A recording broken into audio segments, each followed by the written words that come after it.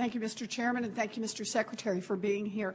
You know, Mr. Secretary, there are two tools to address the ongoing too big to fail problem. We could address the to fail part by trying to eliminate all the different ways that massive financial institutions could take on too much risk, or we could address the too big part of it by breaking up the biggest banks so that even if they did take on too much risk, we could let them fail without worrying that they would bring down the whole economy. Now, Dodd-Frank focused principally on the first approach, trying to address the sources of risk in the system. But since Congress enacted that law, the risks have changed. Banks have gotten more involved in the ownership and trading of physical commodities like aluminum and oil and gas. They've started offering securities backed by subprime auto loans, which look an awful lot like the subprime mortgage-backed securities that caused the 2008 crisis. It seems like we're playing a game of whack-a-mole. As we address some sources of risk, others start popping up. So my question is, given how quickly the amount and types of risk change for these massive financial institutions and how difficult it is for regulators to master these new challenges, how confident are you that we can solve the too big to fail problem by focusing only on regulating risk rather than using a combination of regulating risk and reducing size? Senator, I actually think that size doesn't always correlate with risk. You could have a smaller institution that creates more risk. So, let me just stop you there, Mr. Secretary, just because you and I have had this conversation before. And this part of it we can just rehearse very quickly by saying the question is not whether it always correlates. The question is whether or not a large institution that takes on more risk poses more risk to the economy than a smaller institution that takes on more risk. And it's a question of using one tool, that is you're just trying to manage risk, or using two tools, that risk and size matter. Senator, I think that if you look at the approach we've taken, it is, and not, when I say we, I don't mean just Treasury, but the regulators have taken, it imposes substantial burdens on large firms by requiring higher capital reserves, by putting tougher standards in place.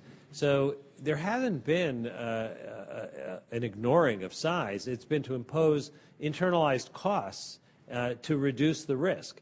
Now, whether there is more that needs to be done is something we need to continue to But, Mr. Secretary, what's been the consequence of your having imposed these, as you put them, costs on size? We have watched over the last 5 years, the largest financial institutions have gotten substantially larger.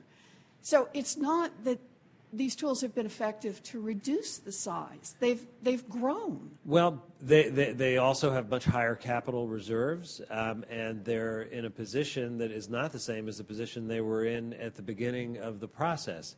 I mean, at some level, if the price of being big means having larger capital reserves and you can build in more protections, the question, which I think is a fair question, is that enough? But the approach taken has not been to ignore size, is what I'm saying. Well, all right, but they have gotten bigger. So whatever you're doing is obviously not causing them to get smaller, and that adds additional risk. So let me ask the question then a different way. I know that the Treasury Department has supported the big banks and objected to steps that would reduce their size, such as imposing asset caps or reinstituting Glass-Steagall. But the GAO will release a report shortly on whether the big banks continue to profit from their too big to fail status. Now, if that report confirms that too big to fail is still a serious problem, will the department rethink its opposition and support taking steps directly to rein in the size of the biggest financial institutions? Senator, I look forward to reading that report and other analyses of the issue, because obviously it is an important question whether there is a funding advantage, and the data, as we've discussed many times, is imperfect and not as current as we would all like.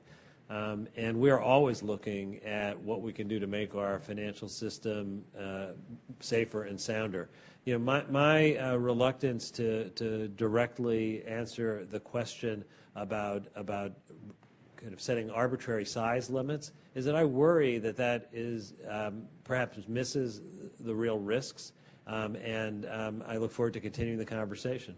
Well, I appreciate that, Mr. Secretary. You know, you said yesterday, and I will close here since I'm over time, but you said yesterday in testimony before the House that we won't really know whether we've solved the too big to fail until there's another crisis. I hope that doesn't mean that nothing will change your mind on the question of addressing the fact that the biggest financial institutions in this country are getting bigger by the day, and that size intersects with risk. And believing that we are using only one tool, and that is trying to regulate the risk without paying attention to size, I think runs some enormous risks. I know I don't have to remind you, we can't afford another financial meltdown, and these big banks pose a risk to the entire economy.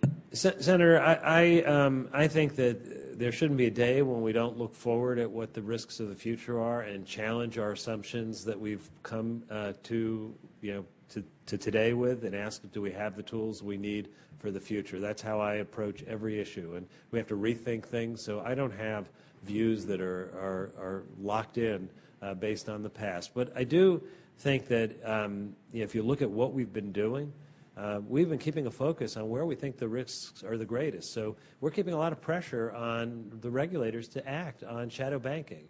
We're keeping a lot of pressure on the international system to meet U.S. capital standards, so our exposure is not so great in our complex global financial system. And I look forward to continuing to look at all these issues. I appreciate that. I appreciate your willingness to consider and reconsider the impact of size, and also to continue to take a very hard look. These banks are taking on new forms of risk. Yeah, I apologize. I know that you're over time and I'm over time, but I actually think size is not necessarily the only issue. Complexity is an issue that may be more important than size. Hence the reason to use two tools and not just one. But I don't think that leads to an arbitrary limit that would not necessarily deal with that problem. Any ways to deal with size without calling it an arbitrary limit? I will not let him get the last word. Thank you, Mr. Chairman.